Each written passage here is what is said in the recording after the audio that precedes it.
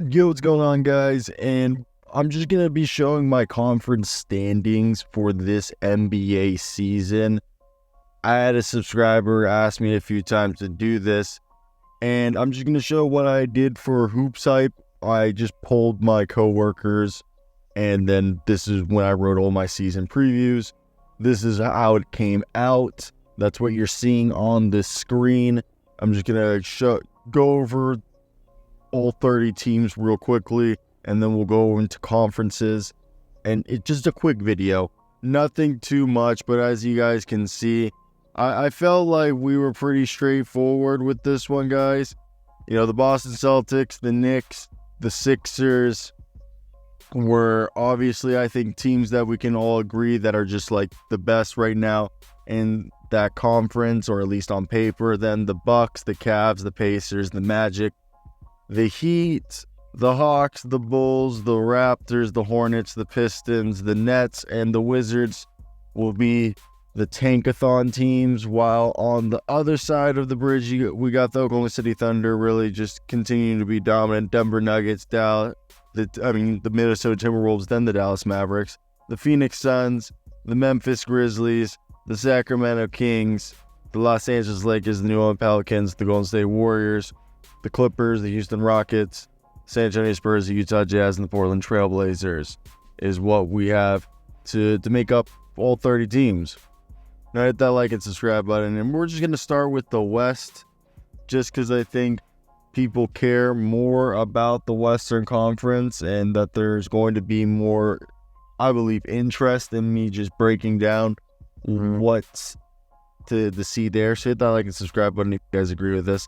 I think the Thunder are, regardless of if you're a fan or not, I think they are the best team on paper. And for me, I think the biggest thing is that they're going to be a team that's going to have to go ahead and be able to take that, like their whole championship contention hinges on J-Dub and Chet and all those guys taking the next step. And from what I've seen, they've done it. As long as Nikola Jokic is on the Denver Nuggets, I'm going to take the Denver Nuggets, regardless if Jamal Murray and Michael Porter Jr. aren't fulfilling their potential. I just think it's Jokic. But the Timberwolves could be that team that could surprise. I think it was very close to those teams. So it was a toss-up. Same thing with Dallas. Like, I just think the overall, there are multiple teams that could vie for that second spot behind the Thunder.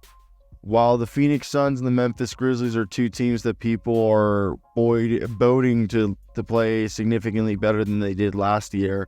So I think those are two teams. I think the Kings got deeper. While the Lakers and Pelicans are running back the same roster, I think the Pelicans got better because they got DeJounte Murray, but the Lakers are the same team.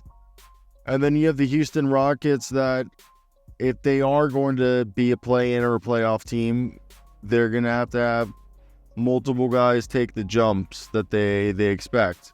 While I think the Utah Jazz and the Portland Trailblazers will continue to rebuild, if I had to say so myself.